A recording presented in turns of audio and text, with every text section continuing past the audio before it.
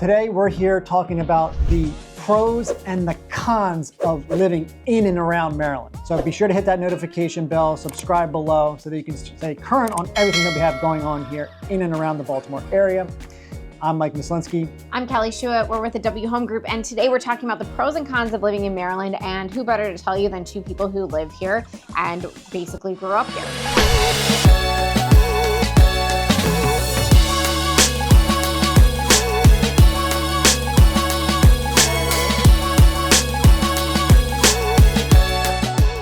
So you may know this or not, but Maryland is actually known as Mini America, and it's because they say that we have a little bit of everything. And living here, I would say that's true. We have a little bit of the mountains, we have a little bit of the beach, we have a little bit of the city, and we have a little bit of the country.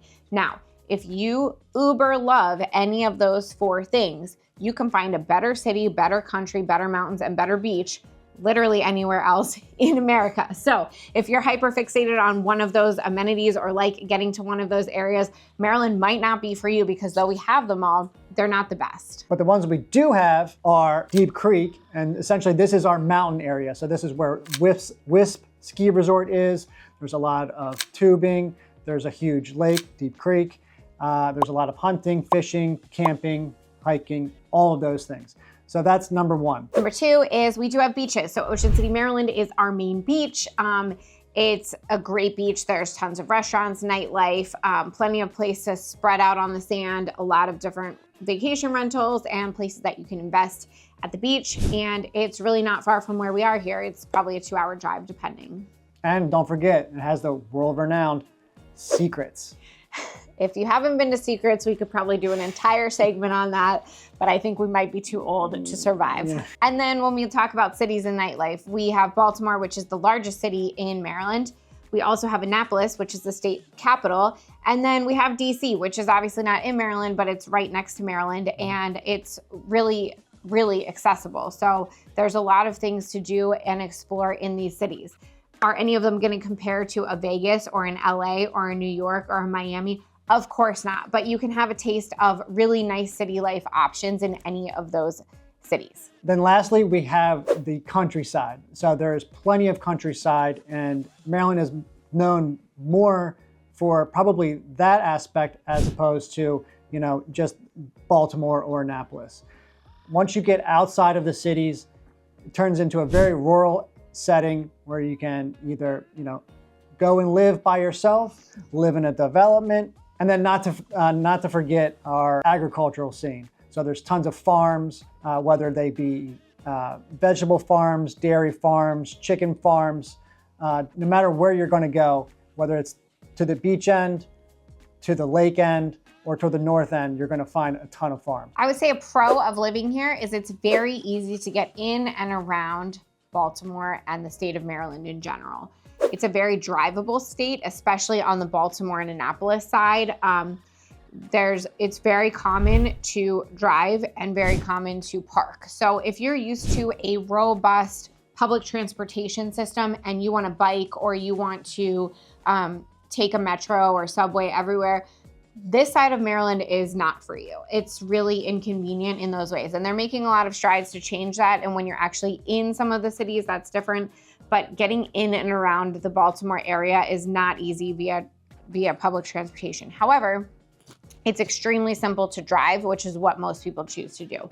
We do have a light rail and we do have a metro in Baltimore. So there are options, but the infrastructure for them is not as convenient as you might expect in another larger city. The other thing is that Baltimore has BWI, which is the international airport, and it's also a Southwest hub. So if you like to travel, you like to fly, especially in North America, there are tons of nonstop flights in and out of BWI every single day. And the other nice thing about living here is that we have 2 additional airports with Reagan and Dulles right on the DC side. So you're less than 2 hours from 2 other major airports as well. So it's really great for figuring out, the cheapest way and the fastest way to get somewhere. You have 3 real viable airport options right in your backyard. We also have 2 Amtrak stops in Baltimore. One is at Penn Station and one is at BWI. Those are going to take you straight up to Philly, New York, from Baltimore to DC and back. So it's really easy to get in and out of Baltimore, which I think people like a lot. And then once you're in Maryland, it's a small state. So getting from one side of Maryland to the other is not a huge undertaking. If you're in the middle of the state, which we are, you're at the beach within 3 hours, you're at the mountains within 3 or 4 hours. So you can really get where you need to be for a quick weekend getaway or even a day trip, depending on what you are interested in doing. So like we said, there's a bunch of different options to check out in and around the area. We have Deep Creek, which is a mountain area. We have Ocean City, Maryland, which is beach area. We have 2 major cities, Annapolis and Baltimore, and we have a lot of historic towns as well. So you have Frederick, you have Westminster, downtown Sykesville, Old Ellicott City, and Catonsville are a couple of examples. But those are great areas if you're interested in just kind of that cute Main Street shopping, nightlife dining in a more historic cobblestone type setting. Those are some areas around the cities that are really fun to check out. So like we said, a little bit of everything. So if you want the best of something, this is not for you. But if you like a ton of variety and getting a taste of a bunch of different settings, Maryland has that. So if you're a house cat, then you're gonna hate Maryland because Maryland has so many outdoor activities. Off the top of my head, Harper's Ferry with the Maryland Heights hike is one of the top ones, I would say. And then Kelly, she's all over hiking and trail running. So I'm gonna let her talk about some of her favorite outdoor activities. Yeah, I don't think Maryland always comes to mind as like an outdoor enthusiast area, but it definitely is. There's tons of trail networks, there's tons of hiking. We're really close to a lot of waterways, so there's a ton of water sports available. So if you like getting outside, you will find a niche for that. You'll find people that want to do that with you, which is really cool. If you like staying inside and that's not for you, this really is not a great state because people are very outdoors and very active, and a lot of the groups that you'll get into to meet other people are outside. So there's places like Liberty Reservoir, the Baltimore Reservoir, there's the Inner Harbor, which we've talked about before, has one of the best jogging paths and walking trails that go along it. BWI also has a jogging trail that goes all the way around. I think that one's really cool because it's paved and you see the planes taking off over your head. So less of a nature setting, but also a cool spot, something a little different. We have the C&O Canal. This starts all the way in Virginia and goes up through DC to Maryland. Tons of historic sites along it. It's a great place. If you have kids, they will definitely be going on a field trip there at some point. But it's a great place to walk, jog, bike. There's even areas of it that you can ride horses on. So it's pretty cool. We have the NCR Trail, which is another gravel trail, and this goes from Maryland to Pennsylvania. And it's just miles of flat land where you can jog, you can walk, you can ride a bike. It's very scenic, very flat, tons of strollers, tons of dogs. We have Oregon Ridge, which is a nature center. It also has a ton of trail networks. We've talked about that in other episodes. We have Irving, which is another nature center in Owings Mills. Again, huge trail network, a nature center, and an outdoor preschool, which is very cool. We have Soldiers Delight, which is somewhere that I love to run a lot of trails and networks, and that goes kind of from Owings Mills to Marriottsville.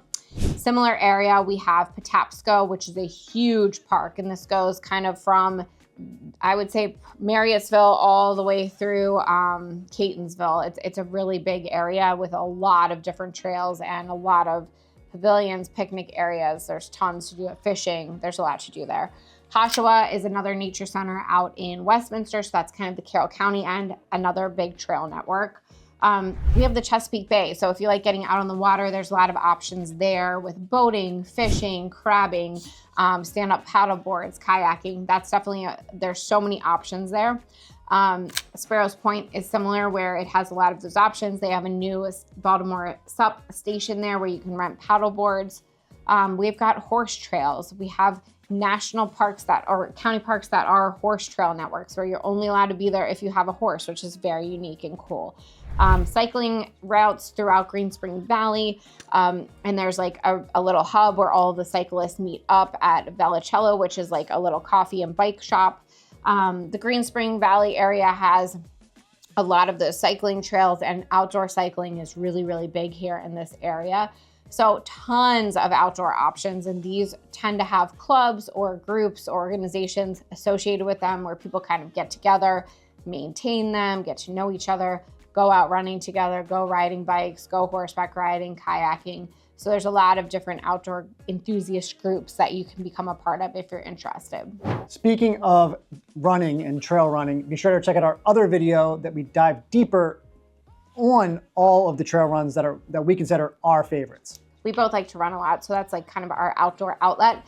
But if you're moving to the area and you want to know like who to get plugged in with, we can plug you in with running groups, cycling groups. We know and are familiar with most of the outdoor groups around here. So if you're someone that, likes good eating, likes going out to dinner, or just loves being out, on the town or, having a scene, Ammoora is a really good restaurant that we have here in Baltimore. It's one of the top 50 ranked in the US.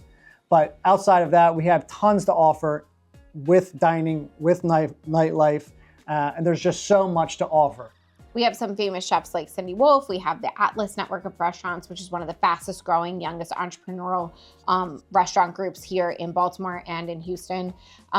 In Frederick, there's a couple of really highly acclaimed restaurants. And then of course you have DC right around the corner. So if you're really craving that Michelin star restaurant that you're not going to get in Maryland proper, you can go right over the line to DC and experience that. So if you're somebody that likes to be able to walk out your front door and go to a Michelin restaurant and have that experience, Baltimore and the surrounding areas, not for you. But if you're okay taking an Uber or a Lyft or driving a little way to experience some really great nightlife and dining, you're going to find that in and around the city. So really great options, especially when you're in the city, especially when you're in Annapolis. But if you're willing to take the drive, you'll give yourself even more options. One of the best parts about living in Maryland are the sports teams. So we have a few sports teams here, if you include the ones just to our south, that represent the DC area. But we have the Ravens and the Orioles. And the good, and probably the best part about these two teams are the stadiums are right next to each other. So there is that gap in the year when both are playing it at the same exact time. And the good news is these teams are actually pretty good. So it really invigorates the town, all of the restaurants, the bars, the shops, everything. Everybody is decked out in either black and orange or black and purple. So if you want a lot of camaraderie, a lot to do, and just easy to spark up a conversation with people, then Baltimore is the town for that. We do have our crab cakes, we have our football, and we have our baseball. It's really what we do here in Maryland. And let's not forget, we do have our friends down in Landover, which they represent DC, even though they're actually located in Maryland, which is pretty interesting, are the Commanders and all the baseball teams that they have down there, the Nationals, and then obviously the hockey team and the basketball team. So if you're looking for a state that's full of sports, you're gonna love living in Maryland. Yeah, there really is a little something for everybody. And I would say this is a fun sports town, even if you're not super into baseball or football. It transforms the entire town, and everybody's out celebrating and having fun when we're in season. So it's a really, really fun time to get involved. The last thing about Maryland is that we're extremely rich in history. There are tons of historical sites. So if you are not interested in history, this is a yawn fest, you are bored by this, you could largely avoid it. But again, if you have kids in school, they're going to be going on field trips to these places, and you're going to be asked to volunteer. 100%. If you don't have kids in school, you're still somehow going to get roped into doing some of these activities. So if you hate history, Maryland has a lot of it. We have the C&O Canal, which we already mentioned. We have parts of the Harriet Tubman Underground Railroad that you can still visit, some of those sites. We have the Edgar Allan Poe house that he actually lived in Baltimore. We have all of the original mansions that were built for English royalty when they came over to America for the first time and stopped in Baltimore. That's all in the Union Mill area, which is very cool to explore. These are huge row home mansions. We also have DC and Gettysburg, less than an hour away each, which obviously are rich in history and a really quick day trip. And then obviously Fort McHenry and Federal Hill, where we get the Star Spangled Banner, and where we had one of the biggest battles against the English when we were, declaring independence here in America. Those are right in our backyard in Baltimore. So tons of places to explore in terms of history, and I'm just scratching the surface on that. But if you like history, this might be for you. The good news about all of those places are that they actually host events for a lot of things. So a lot of local groups, whether you're in a cycling group, a running group, or any other group of any sort, a lot of events are taking place at these various locations just because, they want to bring people in, they want to, build the tradition, keep it going. So you will find yourself at one of these inadvertently, guaranteed. So, like we said, Maryland might not have the best of anything except obviously crab cakes and some years football and some years baseball. We have a lot of everything. So if you like being the best of the best or you really want to over-index on beach life or mountain life, Maryland's not for you. But if you love a ton of variety and you like checking out a lot of different things, you want a well-rounded lifestyle, this is a great and accessible state to do that in. So whether you're looking for lifestyle advice, things to do, places to go, or you're looking to buy, sell, or invest in and around the Baltimore metro area, Kelly and I are here to help you. I'm Mike Mislinski. I'm Kelly Shua. We're with the W Home Group. We love exploring Maryland with you. Hopefully you learned a little bit about how Maryland is a mini America.